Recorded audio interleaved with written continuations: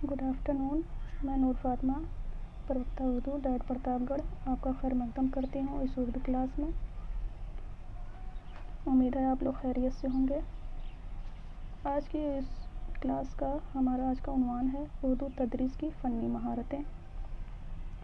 किसी भी ज़बान की तालीम का मकसद बच्चे में 4 तरह की सलाहियतें पैदा करना है, यानी सुनना, बोलना और लिखना और पढ़ना।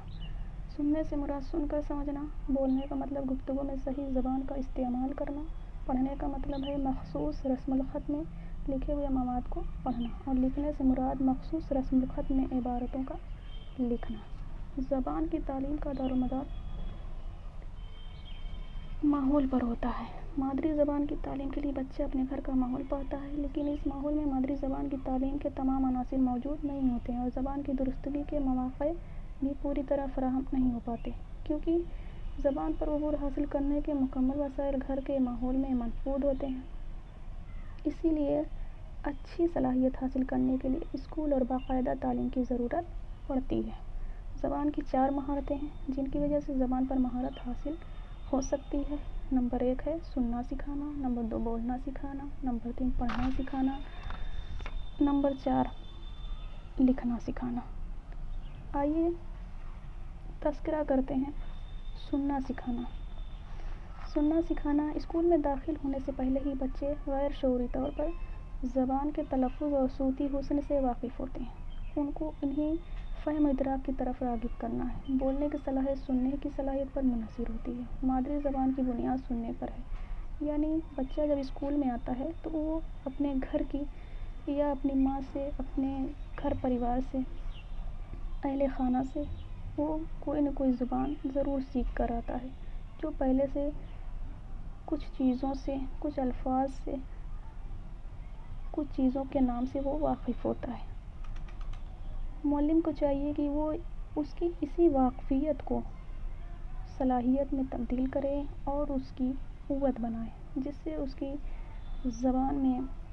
ज़बान की सलाहियत में इज़ाफ़ा हो और वो अपनी ज़बान पर अबूर हासिल करे। बच्चे की पैदाइश के बाद सबसे पहले वो माँ की ज़बान सुनता है, इसीलिए बुनियादी ज़बान को मादरी ज़बान कहते हैं। मादरी ज़बान को बच्चा पैदाइश के बाद ही से सुनता रहता है। कुछ दिनों बाद वो सुने हुए अल्फाज को बोलने की साई करता है और इसी तरह बोलना सीखता है। नंबर 2 है बोलना सिखाना। उर्दू ज़बान की तालीम देने का मकसद दूसरा सलाहियत है बोलना सिखाना। बच्चा जिस तरह चलना दौड़ना सीखता है, उसी तरह अपने माहौल की ज़बान सीखता है। इसके लिए कोई कायदा या वसूल मुकर्रर नहीं है, लेकिन एकदम ही इसके लिए स्कूल में ज़बान की तालीम का अवलिन मकसद ये होना चाहिए कि बच्चे को बेझिझक बोलना सिखाया जाए। उसे वो माहौल दिया जाए कि वो अपने ख़यालात का इज़हार कर सके, अपनी राय कायम कर सके, किसी चीज़ के बारे में, किसी तस्वीर के बारे में, किसी खेल के बारे में, किसी दिलचस्प मौजू के बारे में। लेकिन एकदम ही उससे मेयारी ज़बान की तवक्को नहीं रखना चाहिए, क्योंकि वो तो रफ्ता रफ्ता अदबी और मेयारी ज़बान सीखेगा। गुफ्तगू सिखाने के लिए और इसी बोलने सिखाने के ज़ेल आती है गुफ्तगू सिखाना। उस बात का ख़ास तौर पर ख्याल रखना चाहिए कि तलफ़्फ़ुज़ दुरुस्त हो, गुफ्तगू में रवानी हो, तसलसल हो, बेरब्त बातें या जुमले ना हो। गुफ्तगू सिखाने के कई तरीके हैं, क्योंकि गुफ्तगू शख्सियत की आईनादार होती है।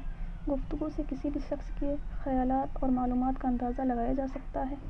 बेहतर गुफ्तगू के लिए ज़रूरी है कि गुफ्तगू करने वाले के पास ज़ख़ीरा अल्फाज हो, और बेहतर मालूमात रखता हो और बेहतर फ़हम फ़रास्त का मालिक हो। और उसके कई तरीके हैं। नंबर 1 है फ़र्ज़ी खेलों के ज़रिए। बच्चों में हम इन सलाहियतों का इज़ाफ़ा कर सकते हैं, जैसे बच्चों को खेल में फ़र्ज़ी खेल जैसे डाकघर खेल, रेलवे स्टेशन खेल, आपस में बातचीत करके उसे बात को दोहराने का मौका फ़राहम कर सकते हैं। और नंबर 2 है गीतों और नज़्मों के ज़रिए। बच्चों को गीत गा करके, पोइट्री, शायरी वगैरह के ज़रिए हम उसकी सलाहियतों में इज़ाफ़ा कर सकते हैं। नंबर 3 सवालात और जवाबात के ज़रिए। हम बच्चे से कुछ छोटे छोटे सवाल जवाब कर सकते हैं, जैसे हम बच्चों को कुछ पिक्चर्स या तस्वीर दिखाते हैं, और मान लीजिए किसी पेड़ की तस्वीर दिखाते हैं। इस पेड़ में आपको क्या दिख रहा है, किस कलर का है, पेड़ में पत्ते हैं, पत्तों का रंग कैसा है, پھل کس رنگ کے ہیں، پیڑ سے ہمیں کیا فائدے ہوتے ہیں، وغیرہ وغیرہ چیزیں ہم اس کے معلومات میں بھی اضافہ کریں گے اور اس کی بولنے کی صلاحیت میں بھی اضافہ کریں گے۔ نمبر 4 ہے مکالموں کے ذریعے، جیسے کسی مکالمے یا کتاب کے اچھے جملے یاد کرا کر بھی گفتگو کی تربیت دی جا سکتی ہے۔ بچے اچھی باتیں کہاں سے سیکھیں، کس طرح سے ادب سے بات کرنی ہے، تمیز کی باتیں، یہ مکالمے ہم اسے یاد کرا کے کتابوں کے ذریعے ہم اسے سکھا سکتے ہیں۔ دلچسپ موضوعات کے ذریعے، طلباء کے رجحان کے مطابق ان کی دلچسپی کے موضوعات کو منتخب کر کے ان کو اظہار خیال کا موقع دے کر کے بھی گفتگو کی تربیت دی جا سکتی ہے۔ جیسے بچے کو کھیلنا بہت پسند ہے، اسے کون سا گیم پسند ہے، جیسے کرکٹ ہے، کرکٹ میں کیا ہوتا ہے، کتنے کھلاڑی ہوتے ہیں، آپ کو کیسا لگتا ہے کھیلنا، یا اپنے دوستوں کے بارے میں بتائیے، آپ کے ساتھ آپ کے دوست کیسے پیش آتے ہیں۔ ان سب موضوعات پہ بچہ دلچسپی لے گا اور اپنے خیالات کا اظہار کرے گا، جس سے اس کے الفاظ کی ادائیگی، اسے گفتگو کے طریقے میں، صلاحیت میں فن پیدا ہوگا اور اس پر زبان پر بھی اس سے عبور حاصل ہوگا، اس کے بولنے کی صلاحیتوں میں اضافہ ہوگا۔ نمبر 3 پڑھنا سکھانا۔ اردو پڑھنا سکھانا فی الامر ایک انتہائی مشکل کام ہے، کیونکہ بڑے جس طرح الفاظ کا تلفظ ادا کرتے ہیں ان کو سن کر بچے اسی طرح کے تلفظ ادا کرنے میں مشکل پیش آتی ہے ان کو۔ بچے اسی طرح نقل کرنے کی کوشش ضرور کرتے ہیں، لیکن تلفظ یا مخارج اردو کے سیکھنے میں انہیں دقت پیش آتی ہے۔ لیکن بچے خود بھی نقل کرنے کی کوشش کرتے ہیں اور کئی بار تلفظ ادا کرنے کی وجہ سے وہ لفظ کو پہچاننے بھی لگتے ہیں اور صحیح تلفظ ادا کرنے میں کامیاب بھی ہو جاتے ہیں، کیونکہ بچوں میں سیکھنے کی صلاحیت یعنی اکتسابی قوت بدرجہ اتم موجود ہوتی ہے۔ اردو پڑھانے کے طریقے ہیں: نمبر 1 ترکیبی طریقہ، نمبر 2 تحلیلی طریقہ، نمبر 3 مخلوط طریقہ۔ ترکیبی طریقے کے ذیل ہیں کئی قسمیں آتی ہیں، جیسے ابجدی طریقہ، صوتی طریقہ، صوتیاتی طریقہ، اور نمبر 2 آپ کا ہے تحلیلی طریقہ۔ تحلیلی طریقے کی بھی 3 قسمیں ہیں: نمبر 1 جملے کا طریقہ، نمبر 2 کہانی کا طریقہ، نمبر 3 اجزائی طریقہ، اور آپ کا نمبر 3 آتا ہے مخلوط طریقہ۔ مخلوط طریقے میں مسٹ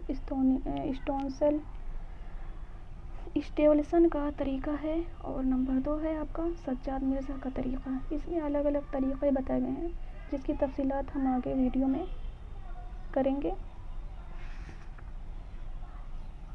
اب آپ کا آتا ہے چوتھی صلاحیت، چوتھا فن آپ کا بچے میں پیدا کرنے کی جو صلاحیت ہے وہ ہے لکھنا سکھانا۔ لکھنا سکھانے کی درج ذیل اہم طریقے: نمبر 1 آپ کا ہے پیسٹولوجی کا طریقہ، نمبر 2 آپ کا ہے مونٹیسری کا طریقہ۔ آپ کو پتہ ہے کہ بچہ سننا، بولنا اور پڑھنا سیکھنے کے بعد لکھنے کی کوشش کرتا ہے۔ لکھنا بھی ایک طرح کا فن ہے، جسے اردو زبان میں بچے کو سب سے پہلے ابجدی طریقے سے لکھنا سکھایا جاتا ہے، اعراب کی معلومات ہوتی ہے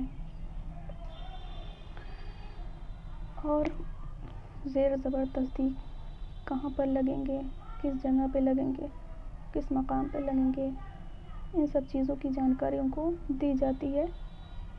اور اس میں جو پیسٹولوجی کا ترکیبی طریقہ ہے، پیسٹولوجی نے تحریر کو تحلیل کر کے یہ ثابت کیا جتنے حروف ہیں وہ چند خطوط سے مرکب ہوتے ہیں، جیسے خط مستقیم، دائرہ، نیم دائرہ، خط منحنی وغیرہ۔ اس لیے پیسٹولوجی کا یہ خیال ہے کہ لکھنا سکھانے سے قبل طلباء کو مختلف قسم کے خطوط اور لکیروں کی مشق کروائی جانی چاہیے، جیسے بچوں کو سرکل بنانا اور ڈیش کھینچنا، کرو لائن کھینچنا، کھڑی لائن، پڑی لائن، اس طریقے کی جو لائنیں ہوتی ہیں، خط مستقیم، دائرہ وغیرہ چیزیں سکھانا۔ اس طریقے سے بچوں کو شروعات میں لکھنا سکھایا جاتا ہے، پھر دھیرے دھیرے انہیں حروف کی طرف لاتے ہیں، پھر حروف سے لفظ بنانا سکھاتے ہیں، اس پر اعراب لگانا سکھاتے ہیں۔ اس طرح سے بچہ لکھنے کا سیکھنے کا طریقہ آگے بڑھاتا ہے۔ اور دوسرا آپ کا ہے مونٹیسری طریقہ۔ مونٹیسری طریقہ ہنسی اصول پر مبنی ہے۔ اس طریقے میں لکڑی یا ریگ مال کے ٹکڑے کاٹ کر حروف بنائے جاتے ہیں اور طلباء کو ہدایت دی جاتی ہے کہ ان پر ہاتھ پھیریں، جس سے طلباء کے دماغ پر حروف کی شکل مرتسم ہو جاتی ہے اور اسی طرح لکھنے لگتے ہیں۔ لیکن یہ طریقہ صرف اٹالین زبان کے لیے موزوں ہو سکتا ہے، کیونکہ اس میں حروف کے جوڑ نہیں ہوتے ہیں۔ اور آپ جانتے ہیں کہ اردو میں جب حروف جوڑا جاتا ہے تو جب ہم حروف ابجدی طریقہ لکھتے ہیں، حروف تہجی لکھتے ہیں الف سے لے کے بڑی یہ تک، تو پھر وہ حروف بڑے روپ میں ہوتے ہیں، بڑی شکل میں ہوتے ہیں۔ لیکن جب اسے ہم جوڑتے ہیں تو کچھ حروف ایسے ہیں جو چھوٹے ہو جاتے ہیں یا آدھے ہو جاتے ہیں، جیسے بے کا دوسرا روپ ہو جاتا ہے، دوسری شکل ہو جاتی ہے، ٹے کا دوسری شکل ہو جاتی ہے، سین ہے، شین ہے۔ تو اس طریقے سے اردو سکھانے میں دقت آتی ہے، لیکن بچے کو بار بار مشق کرائی جائے اور اسے لکھنا بتایا جائے تو اس کی لکھنے کی صلاحیت میں اضافہ ہو سکتا ہے۔ آگے کی ویڈیو میں اس پہ تفصیلات سے بات کریں گے۔ شکریہ۔